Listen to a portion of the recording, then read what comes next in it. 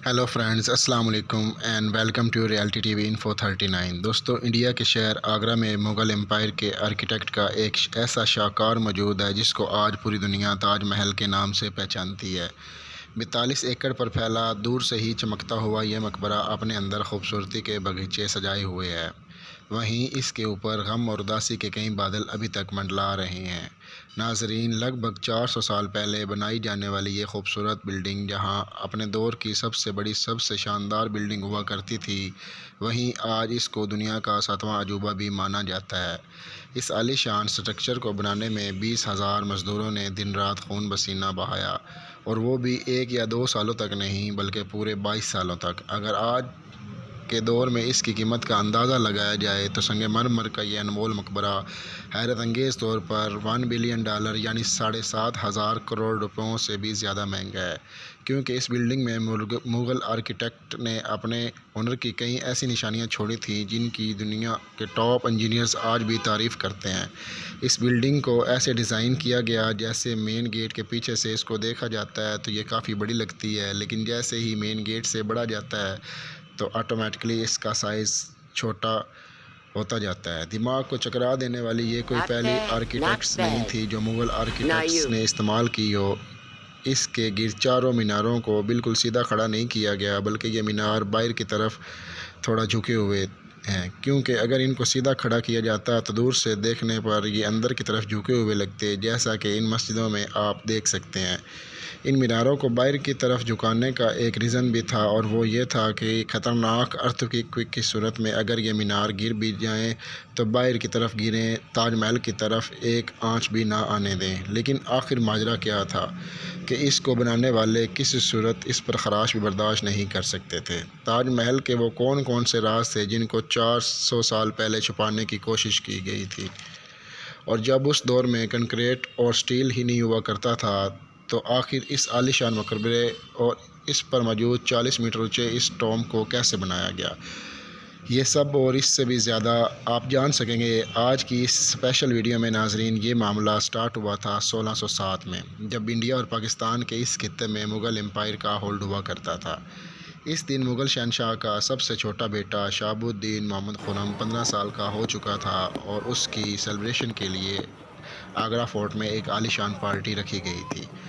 खुर्रम मुग़ल शहनशाह को सबसे ज़्यादा अजीज़ था, इसकी वजह से इसको हर जन्मदिन पर हीरे जवाहरात और सोने से तोला जाता था, यानी जितना वज़न शहज़ादे खुर्रम का हुआ करता था इतना ही ख़जाना इसके नाम कर दिया जाता था। लेकिन इस जन्मदिन पर कुछ और भी ख़ास हुआ था। मुग़ल शहनशाह ने शहज़ादे खुर्रम की शादी अपने एक वकील की बेटी के साथ कर दी, जिसको मुमताज़ महल के नाम से जाना जाता है। मुमताज़ और खुर्रम को पहले दिन से ही एक दूसरे से इंतहा की मोहब्बत हो चुकी थी, और ये किसी को भी मालूम नहीं था कि इनकी मोहब्बत का बोलबाला हमेशा के लिए रहने वाला है। अगले 10 सालों तक शहज़ादे ने कई जंगें लड़ी और उनमें भरपूर कामयाबी भी हासिल की। इस वजह से शहनशाह ने खुश होकर शाहजहां के लक़ब से इसको नवाजा, जिसका मतलब है दुनिया का बादशाह। शाहजहां की टोटल 6 बीवियाँ थीं जो आगरा फोर्ट के हरम में ही रहती थीं। इन 6 में से शाहजहां सबसे ज़्यादा मोहब्बत मुमताज़ से ही करते थे, और यही वजह थी कि इनका ज़्यादातर वक्त मुमताज़ महल के साथ ही गुजरता था। वक्त तेज़ी से गुजरता जा रहा था, और 4 सालों के बाद यानी 1621 में मुग़ल शहनशाह अचानक चल बसे। शाहजहां, जो पहले ही मुग़ल एम्पायर में काफ़ी फेमस हो चुका था, जो शहनशाह का चहेता बेटा भी था, 1628 में यानी बाप की मौत के 7 सालों बाद उसने शहनशाह की गद्दी संभाल ली, और पूरी मुग़ल सल्तनत अपने नए बादशाह से बेहद खुश नज़र आ रही थी। ये वो पीरियड था कि मुग़ल एम्पायर अपने पूरे अरूज पर थी, यानी पूरे इंडिया, पाकिस्तान के साथ साथ अफ़गानिस्तान के भी हिस्सों पर भी मुग़ल सल्तनत का राज हुआ करता था। सारे फ़ैसले शाहजहां खुद करता था, जबकि मुमताज़ महल पीछे रहकर शाहजहां मशवरे दिया करती थी। लेकिन को भी इस बात का इल्म नहीं था कि ये खुशियाँ करीब मातम में बदलने वाली हैं। गद्दी संभाले अभी 1 ही साल गुजरा था कि मुग़ल एम्पायर को भी दुश्मनों का सामना करना पड़ा। अगले 2 साल जंग चलती रही। शाहजहां को इस जंग में कामयाबी नसीब हुई, लेकिन शाहजहां अभी इस कामयाबी का जश्न मनाते उनको एक अफसोसनाक खबर से आगाह किया गया। मुमताज़ महल, जो कि शाहजहां के 14वें बच्चे को जन्म दे रही थी, इसकी हालत बिगड़ गई, और 17 जून 1631 को वो ना चाहते हुए भी इस दुनिया से चल बसी। पूरी मुगलिया सल्तनत का जश्न देखते ही देखते मातम में बदल गया। ये ख़बर जो शाहजहाँ पर आग बनकर गिरी थी, उसने तो जैसे इसकी दुनिया ही ख़त्म कर डाली हो। शाहजहाँ की सबसे पहली मोहब्बत और उनकी सबसे अजीज़ बीवी मुमताज़ महल इस दुनिया से रुखसत हो चुकी थी।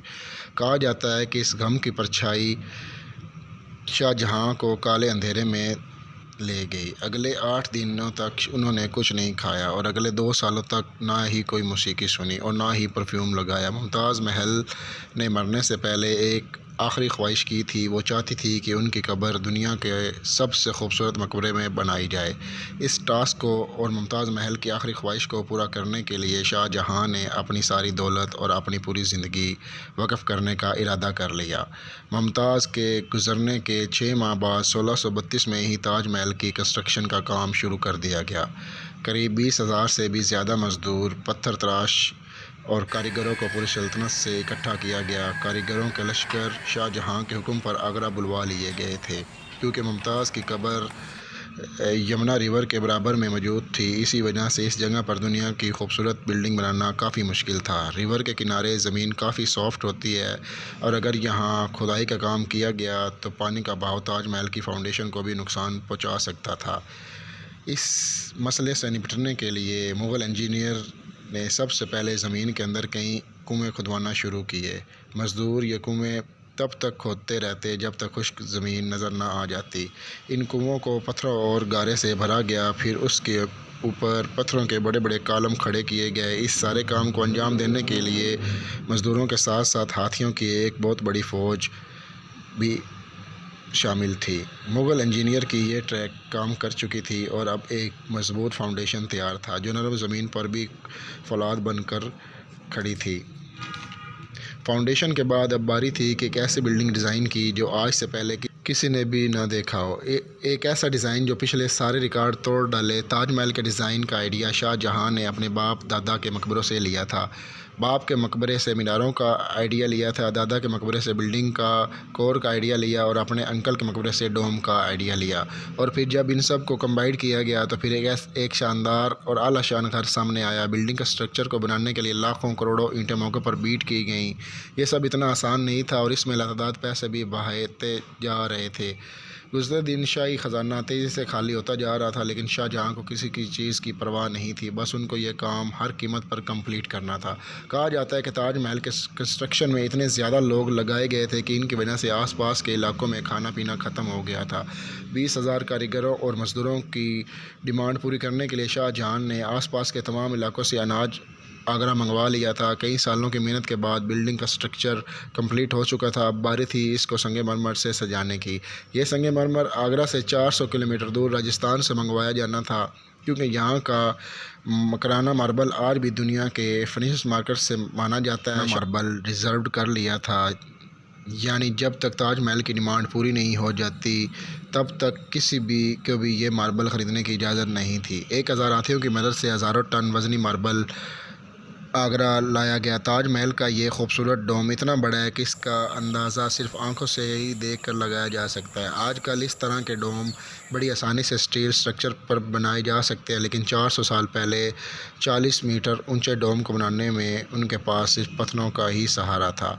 इस डोम को बनाने में मुग़ल इंजीनियर्स ने स्ट्रेस कैलकुलेशन की थी, उसकी आज के इंजीनियर्स भी बहुत तारीफ़ करते हैं।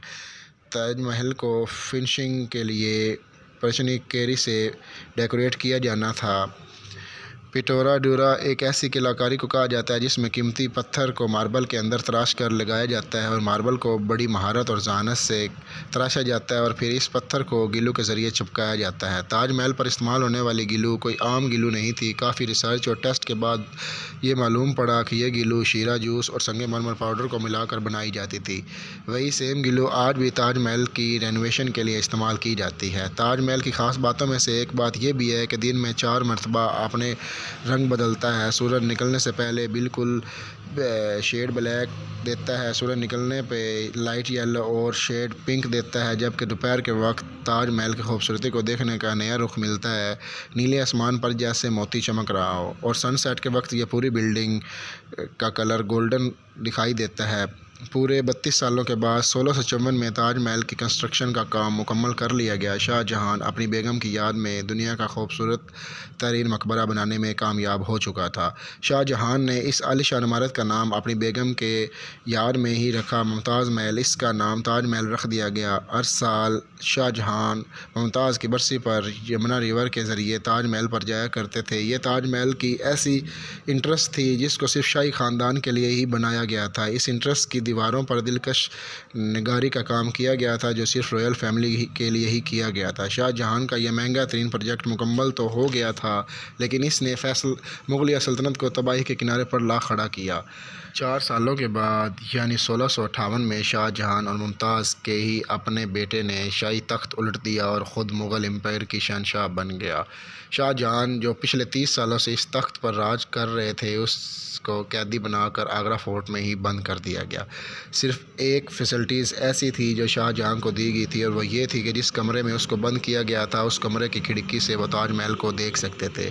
8 साल कैद में रहने के बाद 74 साल की एज में शाहजहां भी इस दुनिया को अलविदा कर गए। शाहजहां का अब मुमताज़ से दोबारा मिलने का वक्त आ चुका था और उनको ताजमहल में ही दफन कर दिया गया।